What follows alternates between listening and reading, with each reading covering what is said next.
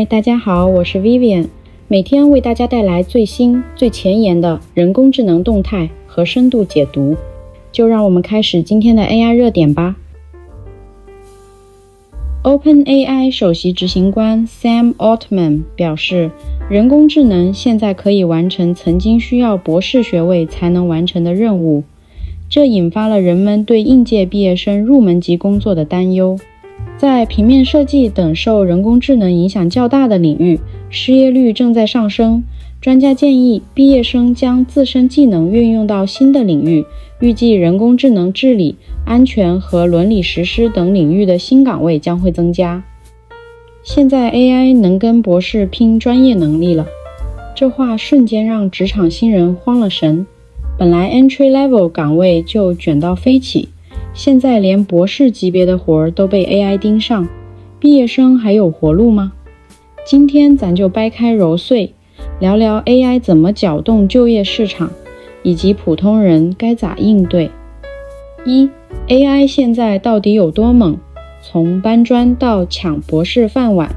以前说起 AI， 大家印象里是干重复活的打工人，比如自动回复客服、批量处理数据。但现在不一样了，萨姆在播客里爆料， AI 能当顶级程序员，解世界最难数学题。这啥概念？相当于一个搬砖小工突然变成奥数冠军。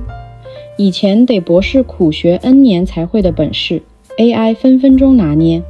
举个例子，搞数学研究的博士，以前推导公式得耗几个月，现在 AI 能快速模拟运算，计算机专业的博士写算法， AI 能直接生成优化方案，这直接冲击了就业逻辑。企业招新人是为了培养专业能力，现在 AI 直接能顶上，入门岗能不危险吗？2. 毕业生就业有多难？数据比想象更扎心。先看宏观数据，2025年5月，本科毕业生失业率从 4.4% 跳到 6.1%， 换算成人话，每100个本科毕业生里突然多了 1.7 个人没工作。更惨的是 AI 密集行业，平面设计、计算机工程、Fine Art 这些专业，失业率直接超 7%。 为啥这些行业更惨？拿平面设计举例，以前设计师熬夜改3版方案，现在 AI 秒出30版，还能根据客户需求自动调整。公司当然更愿意用 AI 省钱又高效。再看科技圈，2022至2024年 DICE CEO 爆料近60万科技人失业，亚马逊等大厂还在喊靠 AI 继续裁员，新人想挤进门级岗位，难度直接拉满。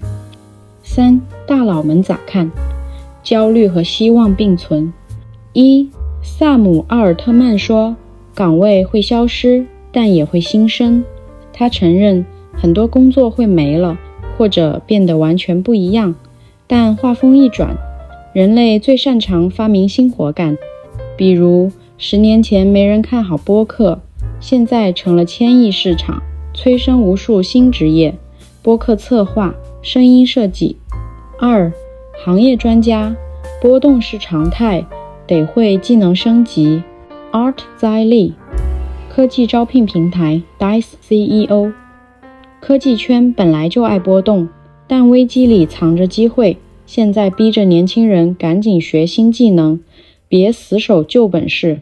Tiffany Sish 未来工作研究专家，得学会和 AI 组队，把自己的技能往新领域迁移。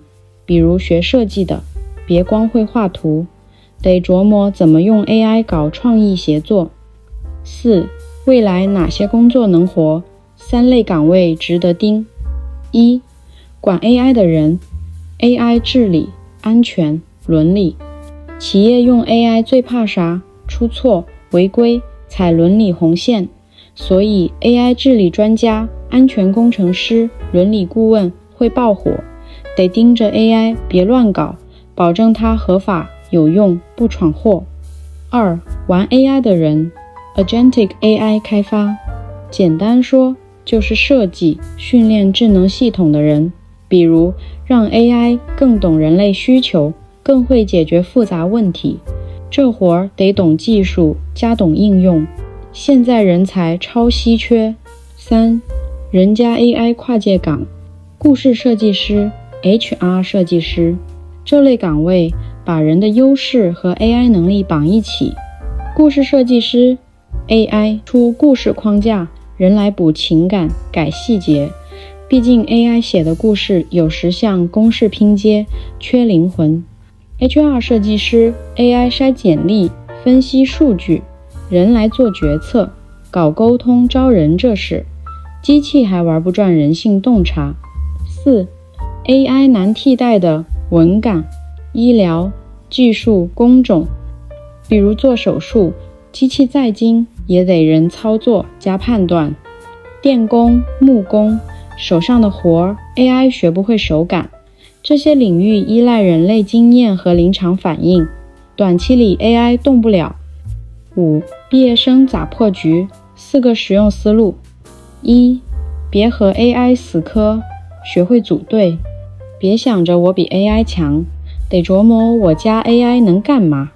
比如学编程的，别光写代码，试试用 AI 优化代码，甚至开发新工具。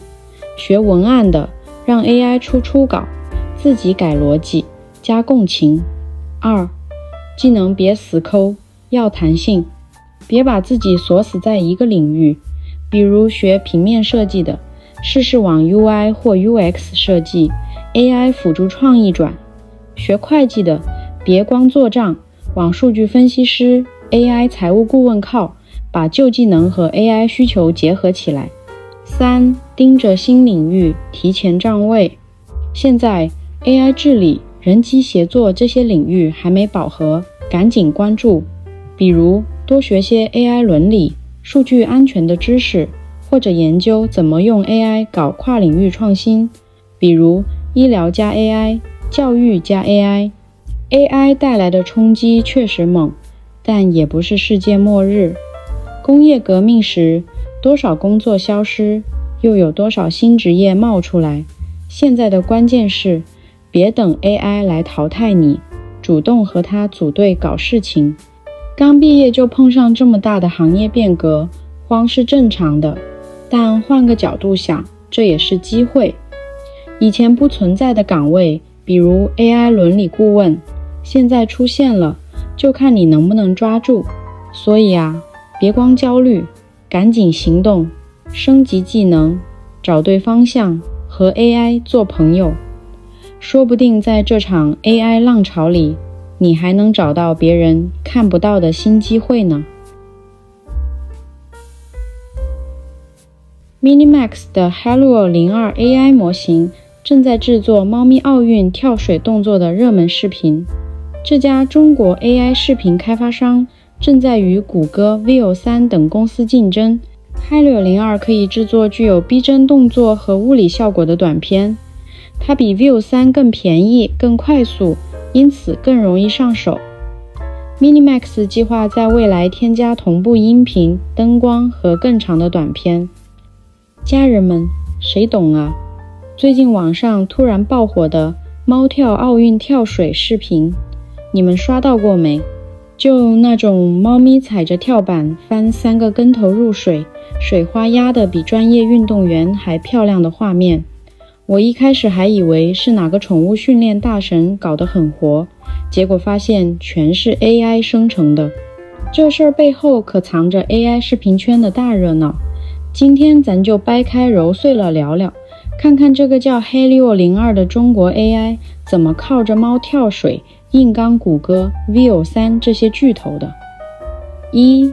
猫跳水咋就火成这样了？ AI 玩梗才是真流量密码。事情是这样的，有个网友在 AI 工具 Helluo 02里输了个 prompt， 大概意思是让猫做奥运跳水动作。本来可能想看看 AI 出糗，结果生成的视频里，猫跟开了挂似的，跳板、腾空、转体、入水，一气呵成，连毛甩水的细节都巨逼真。就这么一条视频，短短几小时在 TikTok，小红书上狂转，衍生出猫戴金牌领奖、猫跳水解说版，各种二创播放量直接破亿。为啥这玩意儿能爆？说白了，就是抓住了反差萌和低门槛玩梗。你想啊，猫天生怕水，现在却在玩奥运跳水，这画面本身就够荒诞，再加上Hi602生成的视频，不用你懂剪辑，不用买设备，手机上敲几个字就能玩。谁不想试试自己生成个猫界全红婵？有网友调侃说，这 AI 比我家猫还听话，至少它肯往水里跳。2. Hi602 vs 谷歌 Veo3， 一个走亲民路线，一个端着专业架子。可能有人问了，谷歌的 Veo3 不是号称 AI 视频天花板吗？咋让中国 AI 靠猫跳水抢了风头？这就得说说两者的画风差异了。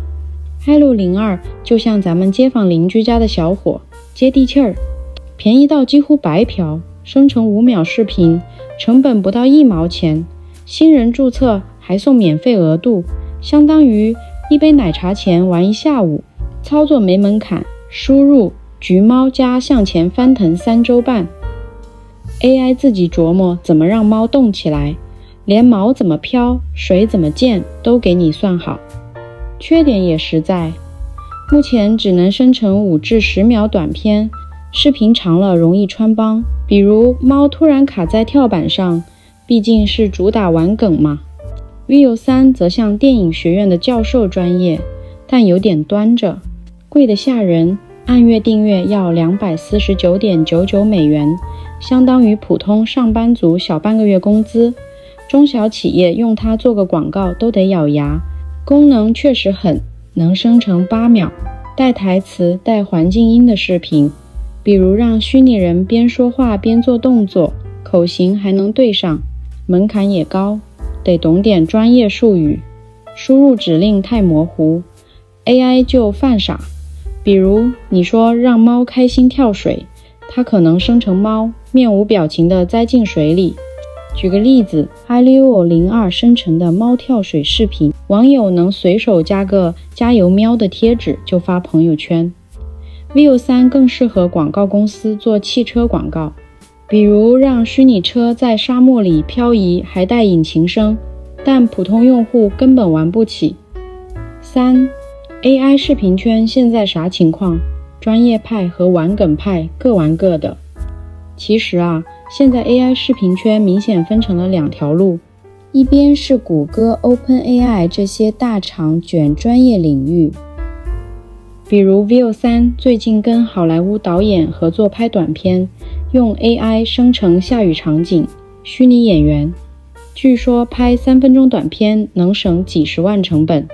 但问题是，他们对普通用户不太友好，就像你去奢侈品店看看可以，真买得起的没几个。另一边是 Hi602、Midjourney 这些玩家卷平民化，就像猫跳水这种事儿，本质是让 AI 变成社交玩具。你跟朋友打赌 AI 能不能让狗跳芭蕾，分分钟生成视频来打脸，这种乐趣跟养电子宠物完全不一样。现在连国内很多短视频博主都在用这类工具做素材，毕竟自己拍猫跳水可能得折腾半天， AI 几秒就搞定。4. 这事儿背后的坑和未来咋看？当然 AI 玩梗也不是没争议，有动物保护组织说 AI 让猫做危险动作可能误导观众，觉得猫真喜欢跳水。还有人发现Hi602生成的某些视频里，猫落地姿势怪怪的，像是物理模拟算错了。但反过来想，谷歌 Veo3 也被吐槽中文生成的台词像机翻，比如输入猫咪爱钓鱼，它可能生成猫鱼钓爱这种神逻辑。说到未来，我觉得两边会越走越分化，专业的归专业，比如以后电影里的爆炸场景可能全靠 AI 生成，好玩的归好玩，比如咱们普通人用 AI 生成自己跟偶像同台的搞笑视频。但有个关键点得注意，现在 AI 生成的视频越来越逼真，以后刷到猫跳水拿奥运冠军的新闻，先别急着信，说不定就是哪个网友用 Halo 02玩出来的呢。最后跟大家说个小彩蛋， Halo 02的团队最近说要升级功能了，以后能生成带声音的视频，还能让猫跳水的时候配上我要拿金牌的语音，想想都觉得魔性。等更新了，我先去生成个我家猫参加巴黎奥运会的视频，到时候发出来让你们乐呵乐呵。如果您对人工智能充满好奇，想要及时了解这个正在重塑我们生活的科技领域，欢迎订阅我的频道。我们下期见，拜拜。